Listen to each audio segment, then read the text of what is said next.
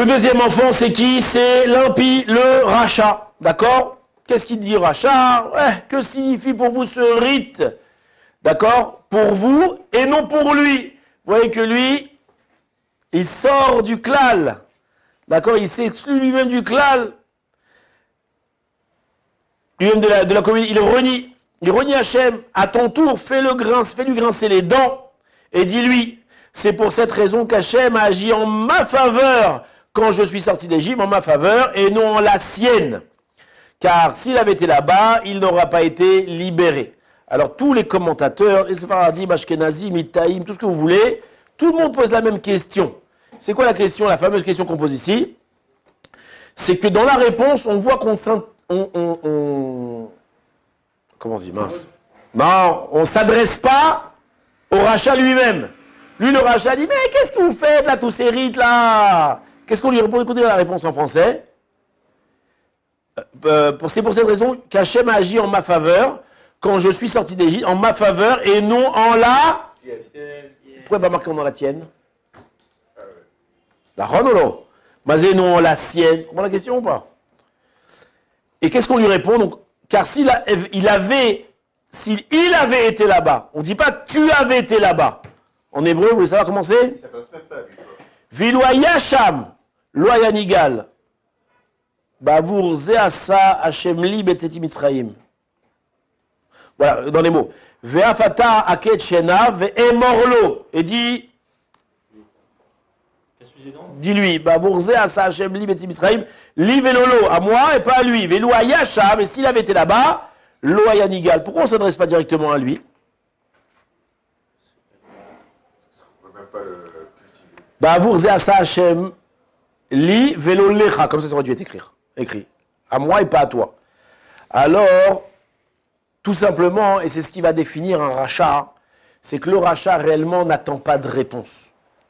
Le seul plaisir ou le seul intérêt de l'impie, c'est quoi? Pourquoi? Parce qu'un homme, il ne veut pas de réponse. Il veut se réconforter dans sa position. Il veut être bien assis. Et surtout, il ne veut pas quelqu'un qui vienne lui répondre, qui vienne lui dire qu'il a tort, qui vienne lui prouver que sa façon de penser est tordue. Il veut surtout pas ça.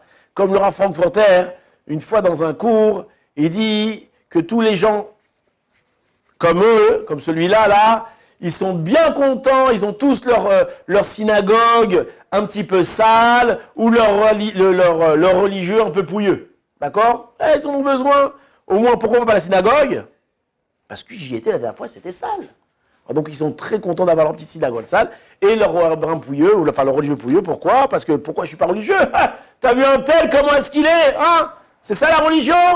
Donc en réalité, chacun il a cherché son petit confort, et c'est... Quoi, tu vois quoi, non? Pas d'accord? Tu rigoles quoi? Ça c'est vraiment, c'est une Torah en soi. Quand tu parles avec quelqu'un qui sont éloignés de la Torah, il y a plusieurs sortes de gens qui sont éloignés de la Torah. Il y a des gens qui connaissent pas, tu viens leur expliquer, ils t'expliquent. Ils posent des questions, ils te demandent. On voit qu'il y a une certaine ouverture. C'est vrai qu'ils sont bloqués, ils ne comprennent pas, parce qu'il y a plein de questions, il y a plein d'étonnements et d'interrogations. Et c'est légitime, on n'a pas de problème, on comprend. C'est vrai que tu vois un monde comme ça, très étonnant. Vous vivez encore au Moyen-Âge, c'est vrai, on a l'impression de vivre encore au Moyen-Âge. Avant, il y a des gens que tu peux leur expliquer tout ce que tu veux, ils seront contre toi. Même si tu leur montres le bon Dieu devant eux, comme on dit, il y a une expression comme ça. Le bon Dieu sur un plateau d'argent, ils n'y croiront pas. C'est une mauvaise foi. Vous connaissez l'histoire, il y a une histoire, j'ai écrit dans un autre endroit, là-bas, dans les Pirkei Avot. Il y avait un Rav qui s'appelle le Rav Aaron Twersky. Tu entends parler de lui? C'était un... Tu connais? Aaron Twersky, tu le connais? C'est un psychologue, c'est un psychiatre. Il a un hôpital psychiatrique, je crois, à Philadelphie, c'est ça? C'est un vrai psychiatre, qui a une vraie clinique, un vrai truc, quoi. C'est un vrai bonhomme, quoi. Il a écrit beaucoup de livres aussi. Ce bonhomme-là, c'est un chassid. Et un jour, il est à l'aéroport, habillé avec la redingote, le chapeau, tout le vrai, la vraie tenue, tout bien. Et il attend son tour dans la queue. Et là, il y a une dame qui s'approche de lui et elle lui balance en yiddish. Alors, je sais pas comment il lui a dit en yiddish, je parle pas yiddish, mais elle lui balance genre, mais t'as pas honte. Mais qu'est-ce que t'as besoin de t'habiller comme ça? T'es ridicule. T'as besoin de nous exposer comme ça, t'as besoin de... Ridicule. Oui ou non? Comme ça, elle lui dit. Et le Rav Twersky, donc il est agressé comme ça, il se tourne vers elle, et il lui dit en anglais, alors excusez-moi en anglais, il fait « Sorry, I don't understand what you say. I don't understand. » Elle lui répond, il dit « I don't speak your language. I am Amish. » Elle lui dit « Je suis Amish. » Est-ce que c'est Amish? Amish, il est Quaker. Tu connais les Quakers? Les Mormons. Tu vois, comment ils sont habillés les Mormons? Pareil en noir et blanc avec le chapeau. I am Amish, I don't understand. Et la meuf, elle le voit. Ah, you are Amish. Why? I like Amish people. It's very good people. You are. Vous êtes des gens avec des gens avec des principes. D'accord. Et comme ça, elle lui dit, elle lui fait compliment. Et lui, le Rav Twersky, il la voit comme ça. Et là, il lui rebalance en yiddish. Il lui a dit, ah, si je suis Amish, tu m'aimes, mais si je suis juif, tu me détestes. Ah, c'est. D'accord, les zvouim, on les appelle en hébreu, ceux-là. En tout cas, c'est exactement ça le rachat. Le rachat, il va venir te poser tes questions, mais il n'en a rien à faire de ta réponse. Et ça ne l'intéresse pas. Maintenant, qu'est-ce qu'on fait si on en a un comme ça ce soir-là? On le met à la porte. Non, rassure, mais personne à la porte. C'est sûr qu'on essaie de gérer, c'est pas facile. Mais ce qui est important, et c'est ce que le Balagada nous dit ici, c'est qu'on doit surtout gérer les autres. Surtout, on doit gérer les autres. C'est que quoi? On ne doit pas lui répondre à lui, on doit répondre aux autres. Sachez que comment il parle, alors c'est pas juste. Et des fois, il y a des gens qui sont ébranlés. Pourquoi? Parce qu'ils ont entendu des choses. Et quand tu sais que quelqu'un a entendu quelque chose qui n'était pas juste, c'est à lui que tu dois répondre. C'est à lui que tu dois répondre. Et plus que ça, c'est aussi à nous-mêmes qu'on doit répondre. C'est aussi à nous-mêmes. Là-bas, la Mishnah en Pirkei Avot, elle dit « Dam machetachiv la pikoros ». Sache quoi répondre à la pikoros. C'est qui la pikoros? L'hérétique. Alors quoi, maintenant je dois être le Rav Shaya, je dois aller parler avec tous les hérétiques du monde? Dis non, tu vas parler avec personne. Avec l'hérétique qui est en toi.